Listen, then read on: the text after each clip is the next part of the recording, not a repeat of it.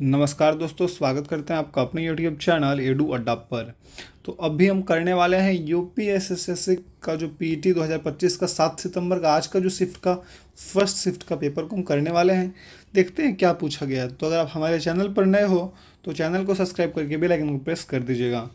तो सबसे पहले सवाल यहाँ पर देख लेते हैं कि निम्नलिखित में से कौन सा कलाकार जो है एक प्रसिद्ध मधुबनी चित्रकार है। इसका जो सही जवाब होगा यह होगा भारती दयाल। जिन्होंने भारती दयाल सही किया होगा उसका ऑप्शन सही होगा। अब अगले सवाल की ओर देखते हैं। अगला सवाल देख लीजिए, क्वेश्चन नंबर 2 देखते हैं। यहाँ पूछ रहा है हमसे कि भारत में थियोसॉफिकल सोसाइटी का नेता कौन था। तो वह एनी बेसेंट थी। जो एनी बेसेंट थी वह थियोसॉफिकल सोसाइटी की नेता थी।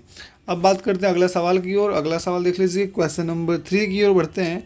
तो क्वेश्चन नंबर 3 हमसे पूछता है कि 1 वाट किसके बराबर है। तो जो 1 वाट होता है वह किसके बराबर होता है। तो आप सभी ने पढ़ा होगा कि 1 जूल बटा सेकंड्स 1 सेकंड्स के बराबर जो है 1 वाट होता है। इसका जवाब ये होगा। अब देखते हैं अगले सवाल की ओर। अगला सवाल देख लीजिए, यहाँ पे क्वेश्चन नंबर 5 देख लेते हैं। यहाँ पे या फिर 4 में आप इसका जवाब दीजिए कि इसका सही जवाब क्या होगा। कि कौन सा मानसून जो है मानसून को प्रभावित करता है। इनमें से कौन जो है मानसून को प्रभावित करता है। क्वेश्चन देख लीजिए। ऑप्शन है एल नीनो, तिब्बती पठार, जेड स्ट्रीम्स, उपयुक्त सभी या फिर उपयुक्त में से कोई नहीं। इन पांचों में से कौन सा जवाब सही होगा आप मुझे कमेंट सेक्शन में बताएं। अब देखते हैं अगले सवाल की ओर। क्वेश्चन नंबर 5 की ओर बढ़ते हैं।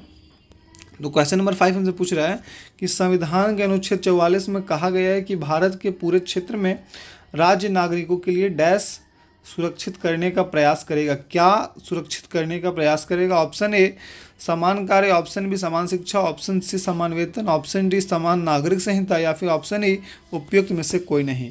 तो जो 5th नंबर ऑप्शन इसका सही जवाब होगा समान नागरिक संहिता, यह आपका सही जवाब होगा। यानी कि यूनिफॉर्म सिविल कोड जो है वह सही होगा। अब देखिए अगला सवाल यहाँ पर देख लेते हैं। क्वेश्चन नंबर 6 की ओर। यह पूछ रहा है कि भूमिगत चट्टान परतों के लिए प्रयुक्त शब्द क्या है जो भूजल का भंडारण और संचरण करती है। तो इसका जो सही जवाब होगा वह होगा जलभृत जो होता है, यह सही जवाब होगा। आप जिन्होंने जलभृत अगर टिक किया होगा उनका ऑप्शन बिल्कुल 100% श्योर है। आप बिल्कुल भी कंफ्यूज मत होइएगा। अब चलिए देखते हैं अगला सवाल देख लीजिए। यहाँ पे क्वेश्चन नंबर 7 की ओर बढ़ते हैं। क्वेश्चन नंबर 7 पूछ रहा है कि शक्ति और ताकत के प्रतीक किस पक्षी को दिसंबर 2024 में आधिकारिक तौर पर संयुक्त राज्य अमेरिका का राष्ट्रीय पक्षी घोषित किया गया था। तो इसका जो सही जवाब होगा यह होगा बाल्ड ईगल जो है यह बिल्कुल सही होगा। लेकिन जो बच्चे का यह पेपर है उसने गोल्डन ईगल कर दिया तो उसका बिल्कुल यह गलत हो गया है। इसका जो सही जवाब होगा वह बाल्ड ईगल होगा। अब बढ़ते हैं अगले सवाल की ओर। देख लीजिए अगला सवाल यहाँ पे क्वेश्चन नंबर 8 की ओर। यहाँ पर देख लीजिए 8 पूछता है कि विश्व मरुस्थलीकरण एवं सूखा निवारण दिवस 2025 का विषय क्या है। तो जो इसका जो सही जो होगा वह मुझे आप कमेंट सेक्शन में बताइए कि इसका जो सही विषय है वह क्या होगा। ऑप्शन ए है पुनः स्थापना, भूमि पुनः प्राप्ति, ऑप्शन बी है भूमि के लिए एकजुट, हमारी विरासत, हमारा भविष्य, ऑप्शन सी है भूमि को पुनः स्थापित करें अवसरों का लाभ उठाएं, ऑप्शन डी है उसकी भूमि उसके अधिकार और ऑप्शन ई उपयुक्त में से कोई नहीं। क्या होगा इसका सही जवाब। अब बढ़ते हैं अगले सवाल की ओर। यहाँ देख लीजिए अगला सवाल क्वेश्चन नंबर यहाँ पे डायरेक्ट हम 14 की ओर स्क्रॉल करते हैं क्योंकि ये अपना मैथ्स वगैरह है। चलिए देख लेते हैं क्वेश्चन नंबर 14 की ओर। तो 14 देखिए कि यहाँ पूछ रहा है हमसे कि मौर्य वंश का संस्थापक कौन है। ऑप्शन है कालाशोक, बी बिंबिसार, अशोक, चंद्रगुप्त मौर्य और उपयुक्त में से कोई नहीं। तो इसका जवाब आप सभी को पता होगा, मैंने अपने चैनल पर पढ़ाया भी हुआ है। तो इसका जो सही जवाब होगा बच्चों वह होगा ऑप्शन नंबर डी जो है सही है। चंद्रगुप्त मौर्य जो है इसका सही जवाब होगा, मौर्य वंश का संस्थापक थे। अब देखिए अगले सवाल की ओर। हमारा अगला सवाल 15 नंबर सवाल की ओर बढ़ते हैं। 15 नंबर सवाल यहाँ पे पूछ रहा है मैथ्स में, थोड़ा सा देख लीजिए कि 3 है, फिर 3 4.5 है, 9 है, 22.5 है। तो इसके बाद क्या आएगा। तो इसके बाद नंबर सीरीज में 67.5 आएगा। यह बिल्कुल सही जवाब है। अब बढ़ते हैं अगले सवाल की ओर। देख लीजिए अगला सवाल क्या कहता है हमसे यहाँ पर 60 नंबर सवाल की ओर है। तो 60 नंबर सवाल ऊपर में होगा कि गढ़वाली किस राज्य का लोक नृत्य है। जो गढ़वाली है वह किस राज्य का लोक नृत्य है। तो आप सभी को पता होगा कि जो गढ़वाली है वह आपका उत्तराखंड का लोक नृत्य है। उत्तराखंड का जो है लोक नृत्य है। अब बढ़ते हैं अगले सवाल की ओर। क्वेश्चन नंबर यहाँ पे देख लीजिए 18 में बढ़ते हैं। 18 का पूछ रहा है सवाल कि 55वीं विश्व आर्थिक मंच वार्षिक बैठक 2025 कहाँ आयोजित की गई थी? तो इसका जो सही जवाब होगा वो होगा दावोस, क्लोस्टर, स्विट्जरलैंड में यह की गई थी। अब आप एक बार देख लीजिए, यहाँ पर आप 17 नंबर सवाल को देख लीजिए। इसका सही जवाब मुझे कमेंट सेक्शन में बताइएगा, इसका सही जवाब क्या होगा। अब अगले सवाल की ओर बढ़ते हैं। अगला सवाल देख लीजिए, यहाँ पे यहाँ 19 नंबर सवाल पूछ रहा है हमसे कि दक्षिण एशिया की पहली नगरीय सभ्यता कौन सी थी? तो इसका सही जवाब होगा हड़प्पा सभ्यता। हड़प्पा सभ्यता थी, इसे हम सिंधु सभ्यता के नाम से भी जानते हैं। अब बढ़ते हैं, अगला सवाल देख लीजिए। क्वेश्चन नंबर यहाँ पर हम 20 की ओर बढ़ते हैं। 20 पूछ रहा है कि 4 अंकों की सबसे छोटी संख्या जो 9 से पूर्णतः विभाज्य हो जाए तो वह 1008 होता है। 1008 जो है 4 अंकों की सबसे छोटी संख्या है जो 9 से पूर्णतः विभाजित हो जाएगी। अब देखिए अगले सवाल की ओर बढ़ते हैं। 31 नंबर सवाल, 31 नंबर, ये हमसे पूछता है यहाँ पर कि इसमें यहाँ 31 नंबर सवाल की ओर अगर हम बढ़ते हैं तो 31 नंबर यहाँ देखिए ये आ गया अपना 31 नंबर सवाल कि जो पूछ रहा है हमसे कि एन जो है एम से अधिक बुद्धिमान है। एन जो है एम से अधिक बुद्धिमान है और एम वाई जितना बुद्धिमान नहीं है। एक्स जो है वाई से अधिक बुद्धिमान है लेकिन एन इतना बुद्धिमान नहीं है। तो बताइए इसमें से सबसे अधिक बुद्धिमान कौन है? तो इसको समझिए कि पहले बोल रहा है कि यहाँ पे एन जो है एम से अधिक है, तो इसका एम यहाँ पे छोटा हो गया और एन जो है बड़ा हो गया, एन जो अधिक बुद्धिमान है।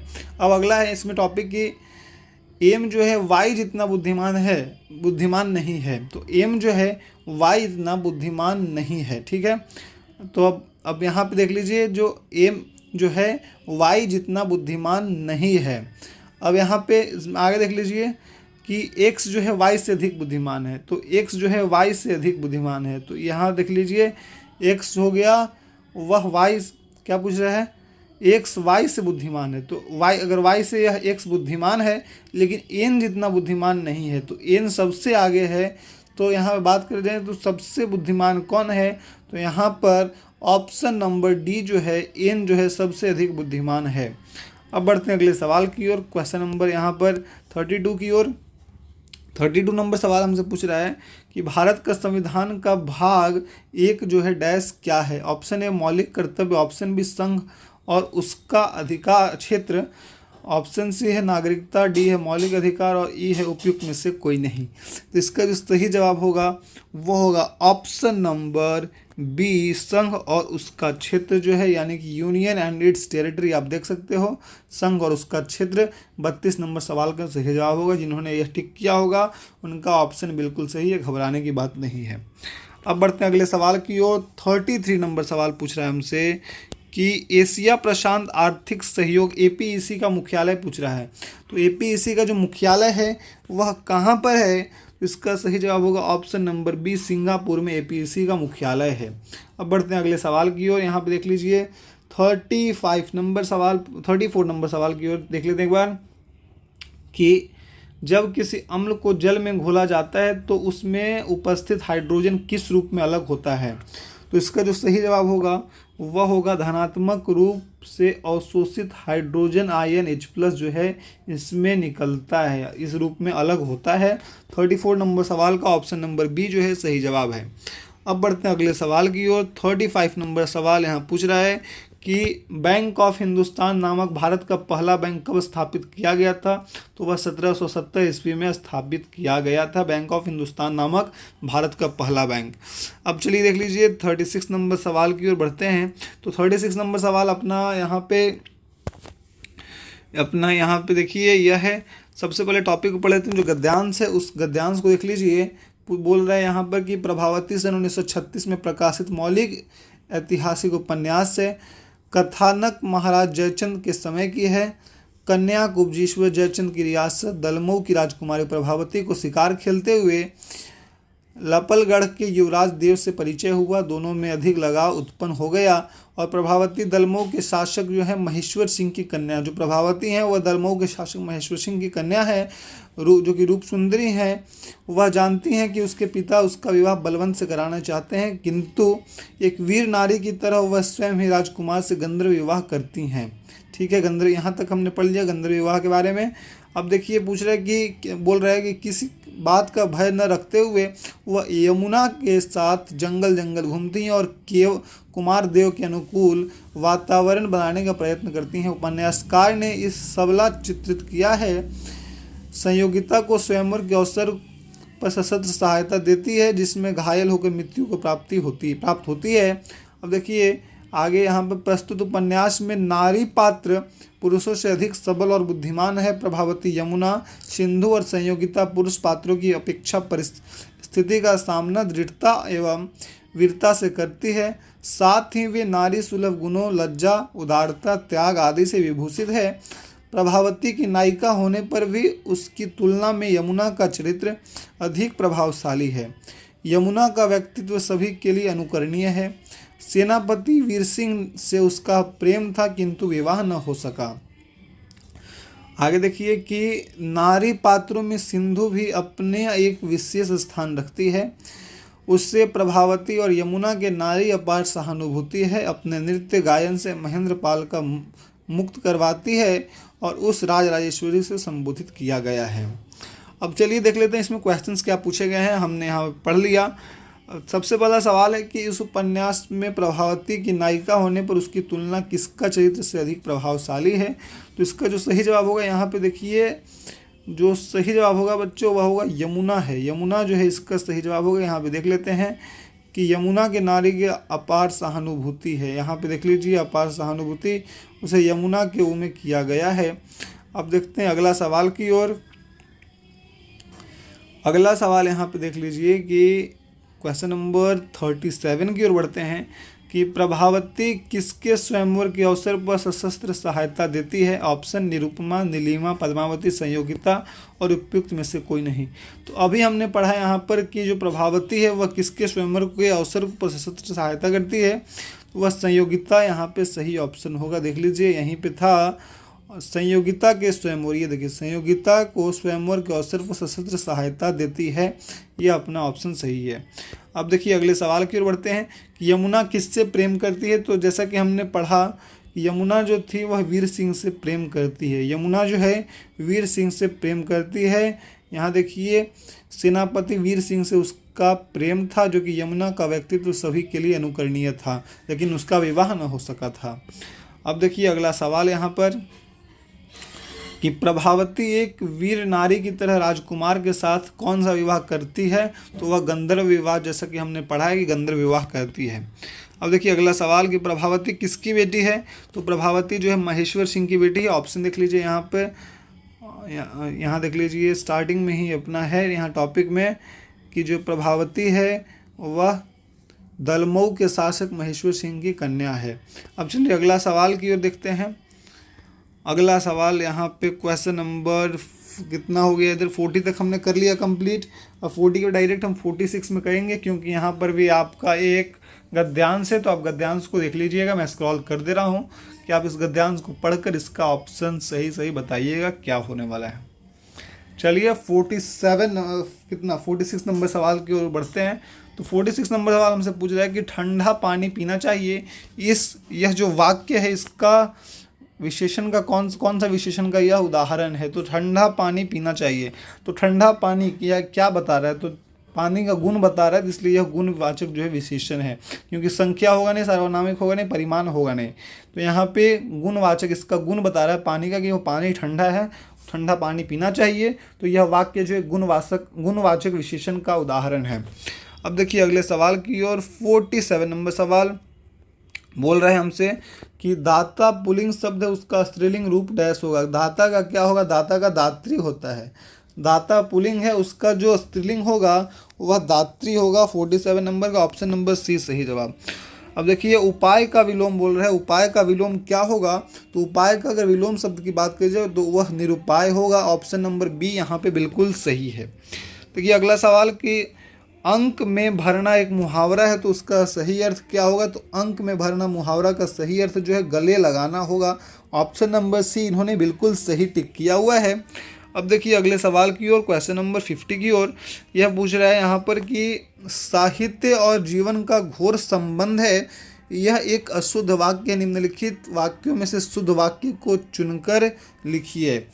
तो यहाँ पर घोर संबंध नहीं होगा, यहाँ पर आपका घनिष्ठ संबंध होगा, क्योंकि घोर संबंध नहीं होता है, घोर अपने दुश्मनी के लिए या किसी और चीज़ के लिए यहाँ यूज़ करते हैं, लेकिन यहाँ पे घनिष्ठ जो मित्रता होती है वो घनिष्ठ होती है। तो इसलिए साहित्य और जीवन का घनिष्ठ संबंध है, बिल्कुल पकड़ वाला संबंध, क्योंकि विचित्र होगा नहीं, झूठा होगा नहीं, कनिष्ठ होगा नहीं।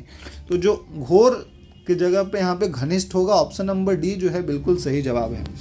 अब देखिए अगले सवाल की ओर बढ़ते हैं। 51 नंबर सवाल हमारा बोल रहा है कि स्वदेशी मूलतः एक आर्थिक आंदोलन था, क्योंकि ऑप्शन जो है लोगों का आर्थिक स्तर में सुधार, राष्ट्रीय आय में वृद्धि, ऑप्शन सी है रोजगार सृजन, स्वदेशी उद्योगों को प्रोत्साहन देने का प्रयास, या फिर उपयुक्त में से कोई नहीं।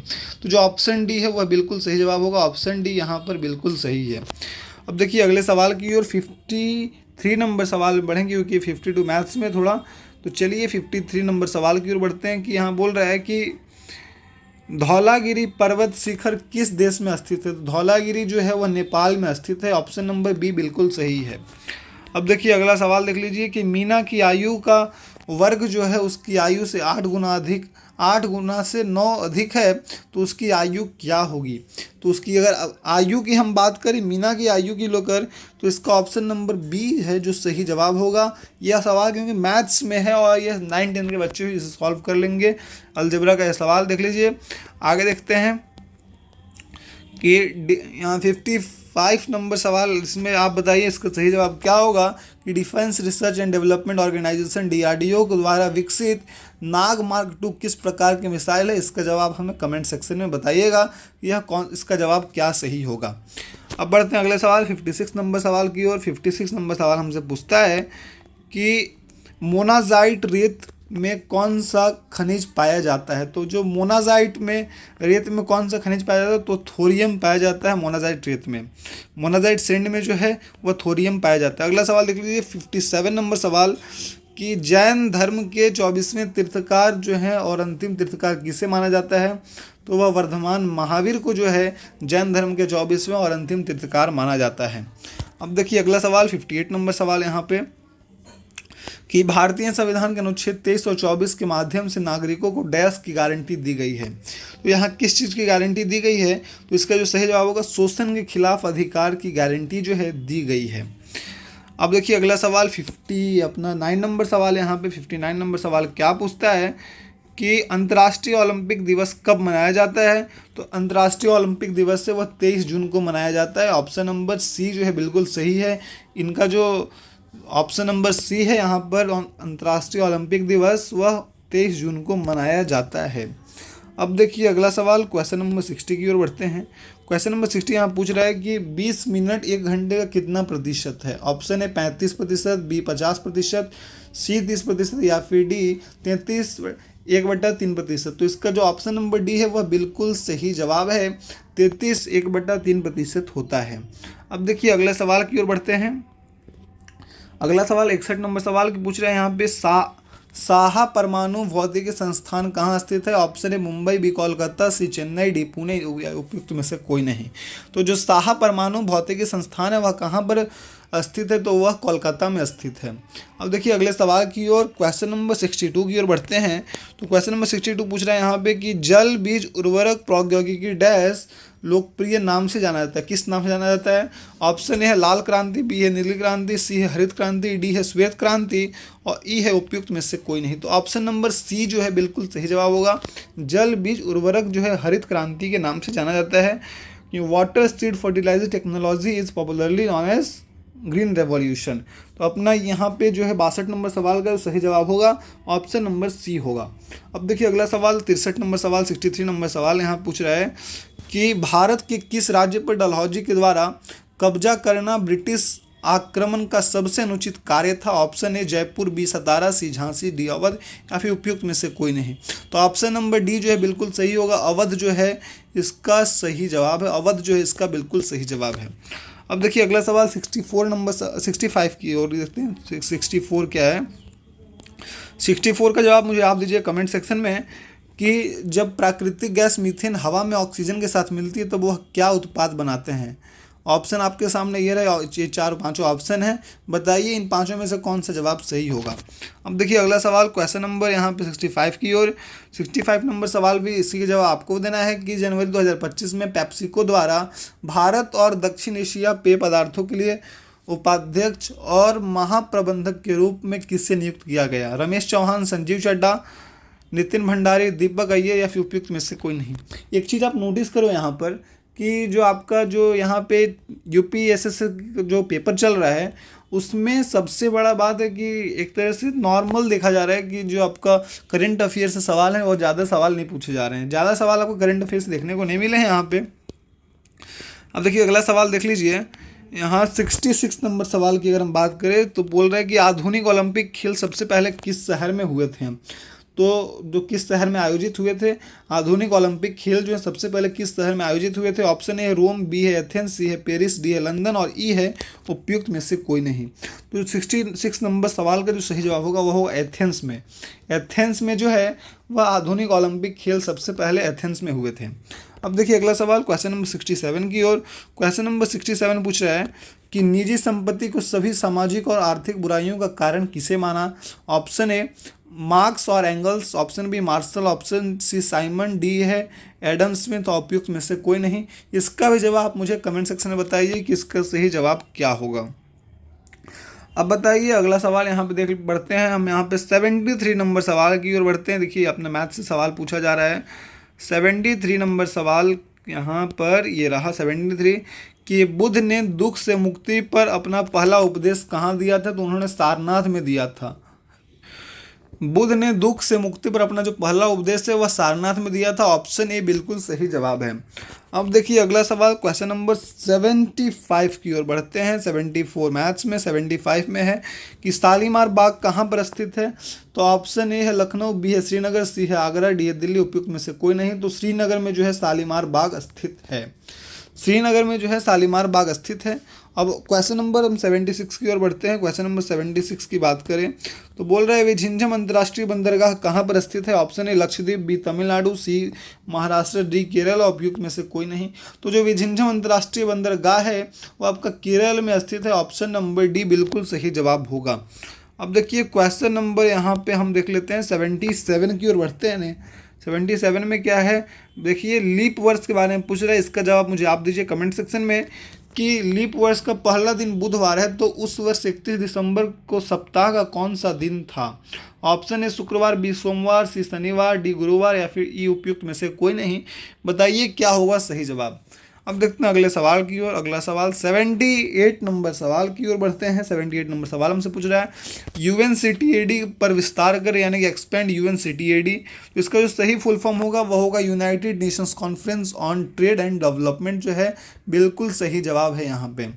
अब देखिए अगला सवाल यहाँ पे, अगले सवाल की ओर बढ़ते हैं। तो अगला सवाल यहाँ देख लिया जाए कि क्रोना जो है निम्नलिखित में से किस देश की मुद्रा है?